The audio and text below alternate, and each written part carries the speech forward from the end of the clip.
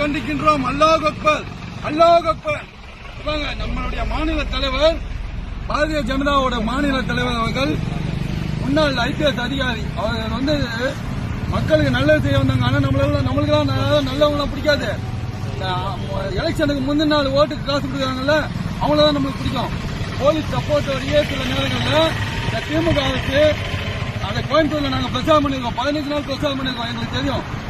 போலீஸ்காரங்களே சொன்னாங்க, சில போலீஸ்காரங்க பெரிய ரெஸ்டாரண்ட்ல ரூமை போட்டுக்கிட்டு அங்க இருந்துகிட்டு எல்லாருக்கும் பணத்தை கொடுத்து பணப்பட்டுவாடா பண்ணி திமுக ஜெயிச்சது இல்லாம அதிமுக நம்ம பாரதிய ஜனதாவுடைய மாநில தலைவர் IPS ஆகுது போலீஸ் துறையை விட்டுட்டு மக்களுக்காக சேவை செய்ய வந்தா அவங்க எல்லாருக்கிட்டையும் கண்ணியமா நடத்துக்கிறார். உங்களை மாதிரி நடத்துக்கிறார். ஆண்கள், பெண்கள், குழந்தைகள் எல்லாருக்கிட்டையும் கண்ணியமா நடத்துக்கிறார். அந்த மாதிரி வாழ போய் ஆடை வெட்டி நீங்க பண்றீங்க. அது ஆட்டுக்குட்டியில வராது, சிங்கக்குட்டி.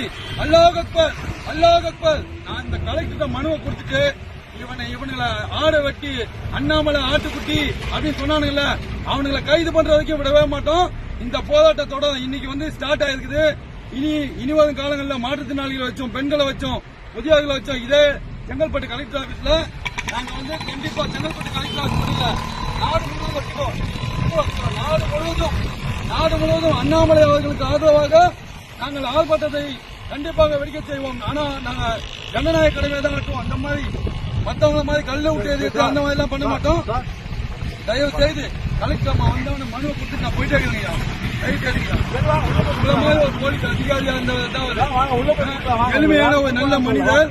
அவரை வந்து நீங்க இந்த தமிழ்நாட்டு மக்களுக்கு பிடிக்கலன்னு சொன்னா யாருக்குமே, நான் ஒரு இஸ்லாமிய, நான் என்னுடைய ஜனநாயக கடமையாற்றுக்கு இந்த மக்களுடைய அண்ணாமலைஜியோடைய ஒரு இது தெரியல, அவருடைய குணாதிசயம் தெரியல. பணம் கொடுக்கறவன் இன்னைக்கு முக்கியமாயிட்டான். இவனுக்கு பாத்தீங்களா, கனிமொழி அக்கா சொல்றாங்க, அவங்க ஒரு பாராளுமன்ற உறுப்பினர், அவங்க சொல்றாங்க ஆடை வெட்டினா சாப்பிடலாம், ஆடை வெட்டினா சாப்பிட முடியாது. இதுதான் ஒரு பாராளுமன்ற பேச்சா?